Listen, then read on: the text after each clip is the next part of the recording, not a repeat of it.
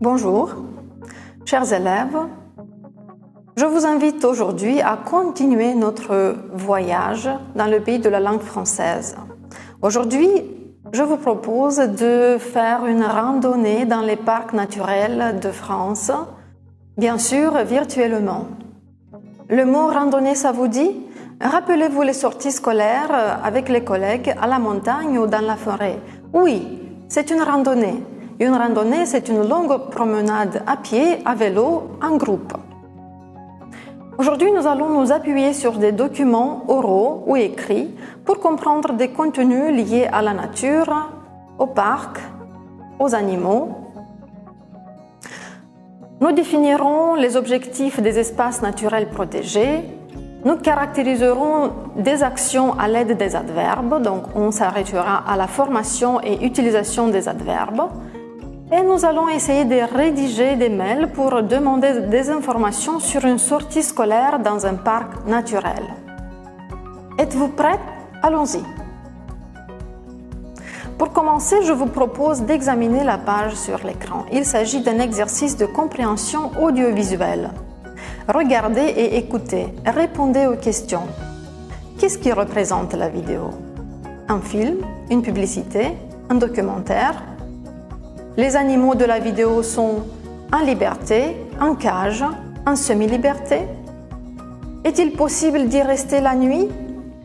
Oui, on ne sait pas ou non. Trouvez parmi les animaux suivants ce que vous avez pu observer dans la vidéo. L'ours, le tigre, le glouton, le zèbre, le pélican, le serpent, le vautour, l'éléphant, le panda, roux, le rat, le singe, le lémurien, le kangourou, le cerf, le renard, le lynx, le loup. Donc votre tâche est de regarder la vidéo et de trouver parmi les animaux de la liste ce que vous avez pu retrouver dans la vidéo. Mais attention, il y a quelques mots nouveaux, je pense. Le glouton, est-ce que vous savez ce que c'est un glouton? Voyons. Voilà le glouton. Et le vautour, ça vous dit? Le vautour, c'est un oiseau. Et le lynx? Voilà le lynx. Maintenant, regardez et écoutez.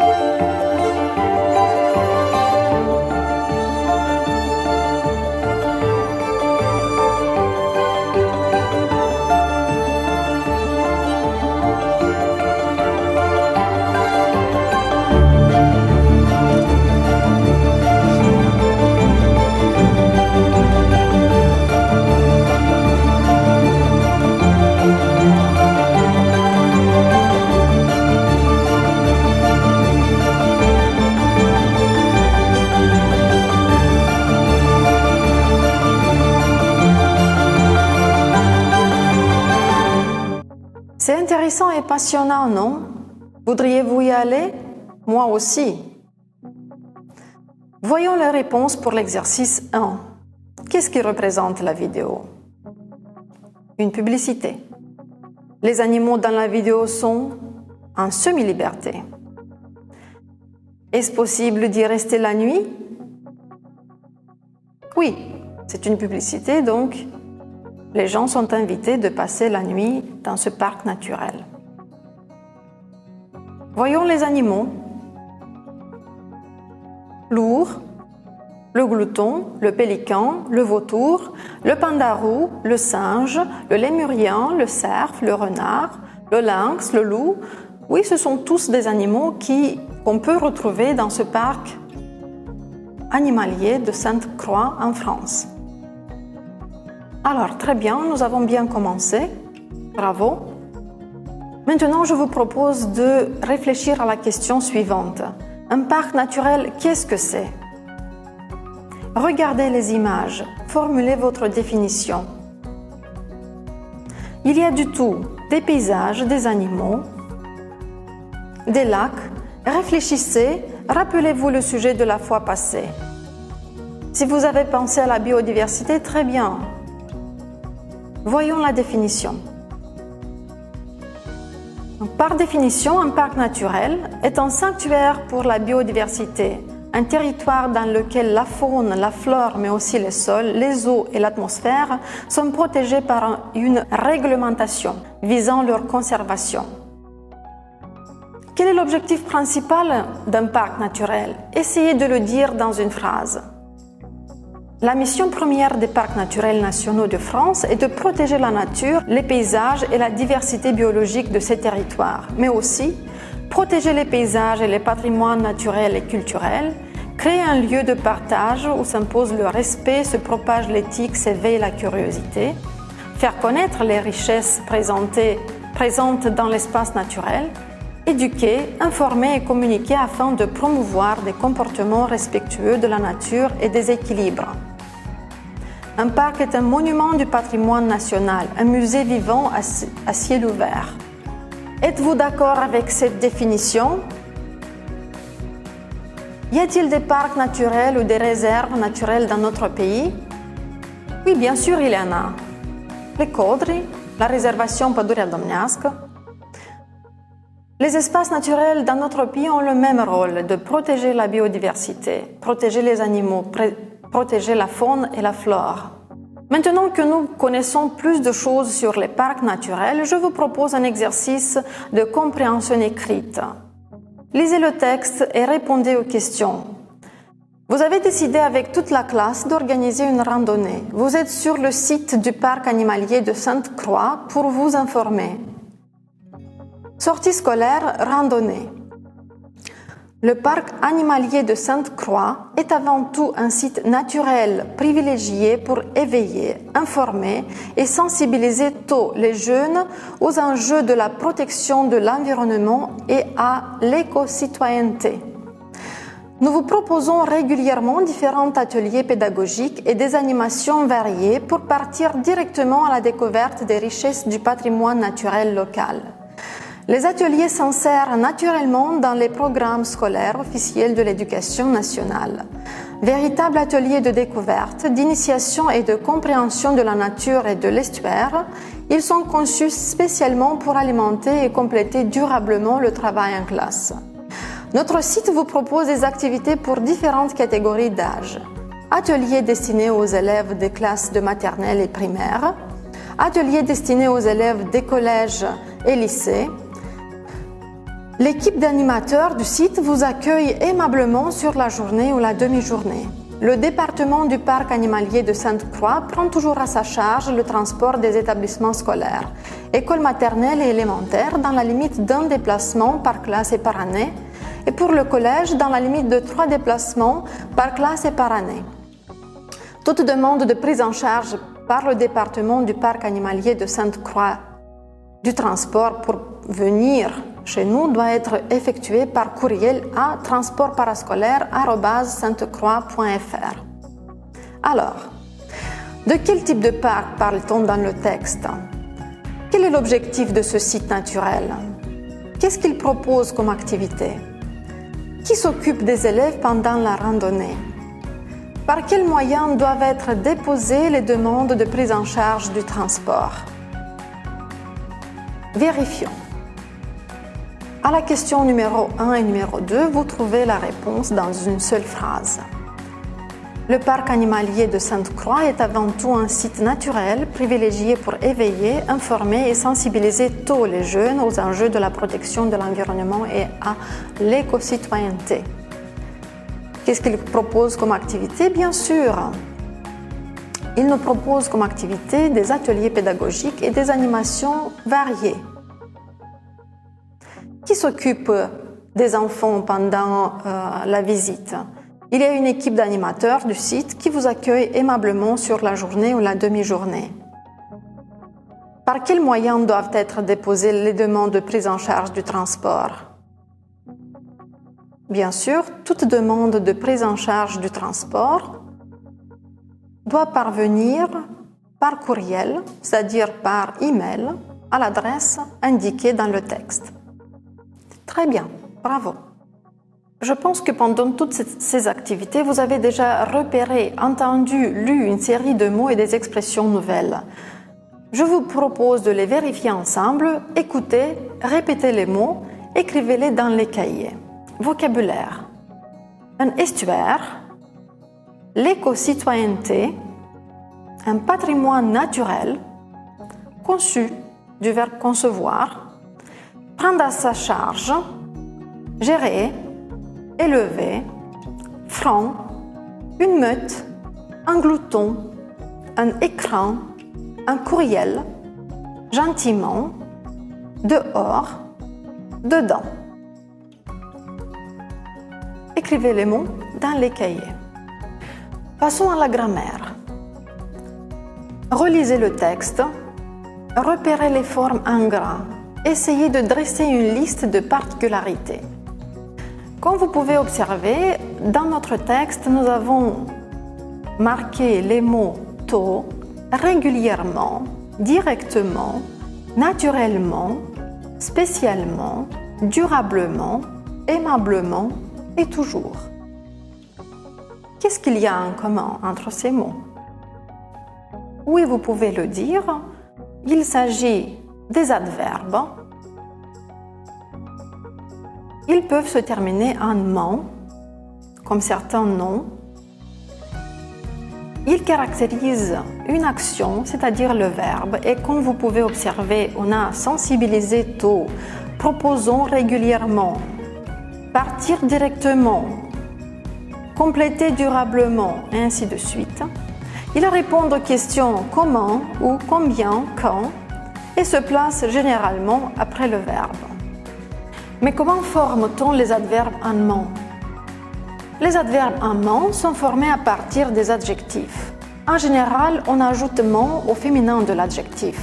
Lent, lente, lentement. Parlez plus lentement, s'il vous plaît. Doux, douce, doucement. Ma mère me regarde doucement. Heureux, heureuse, heureusement.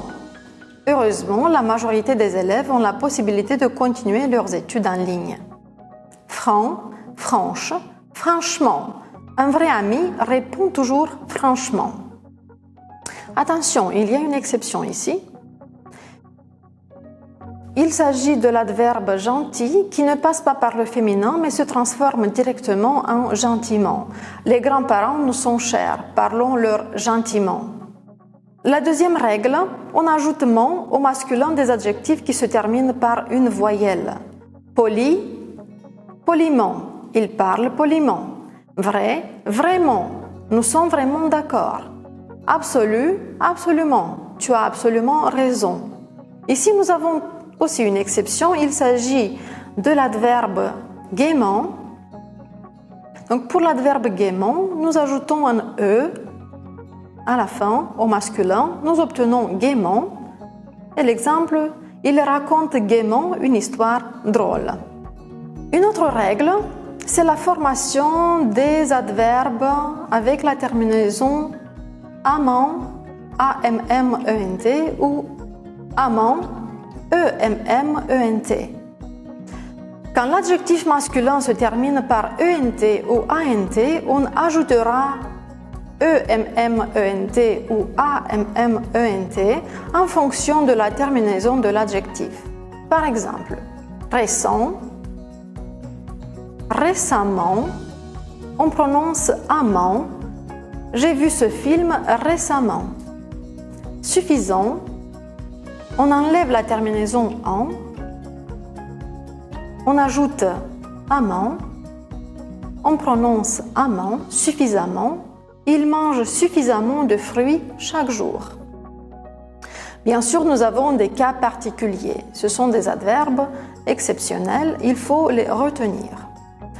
Précis, précisément. Indiquer la réponse précisément. Profond, profondément. Réfléchissez profondément. Énorme, énormément. Tu me manques énormément. Intense, intensément. Il étudie intensément. Dernièrement, les adverbes utilisés fréquemment, on les appellera des adverbes classiques. Ils ne se forment pas à partir d'autres mots, ils sont très utilisés dans la langue française. Bien, mal, toujours, jamais, souvent, tôt, tard, ici, là, quelquefois, parfois, peu, beaucoup, très, assez, vite, davantage, et la liste peut continuer. Passons à l'entraînement. Suivez-moi. Entraînement, exercice de grammaire. Exercice 1. Transformer les adjectifs en adverbes.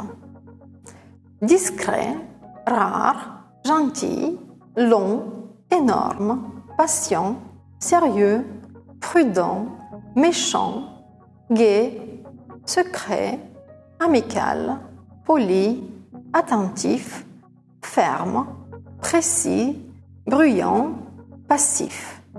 Rappelez-vous la règle et écrivez les réponses. Vérifions les réponses pour l'exercice 1.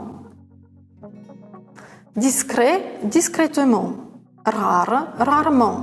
Gentil, gentiment. Long, longuement. Énorme, énormément. Patient, patiemment. Sérieux, sérieusement. Prudent, prudemment. Méchant, méchamment. Gai, gaiement. Secret, secrètement. Amical, amicalement. Poli, poliment. Attentif, attentivement. Ferme, fermement. Précis, précisément. Bruyant, bruyamment. Passif, passivement. Exercice 2. Comment signez-vous vos lettres? Choisissez respectueusement, amicalement, cordialement, tendrement. À un supérieur, un mari à sa femme. À un ami ou une amie. À un collègue ou une collègue. Choisissez votre réponse. Vérifions.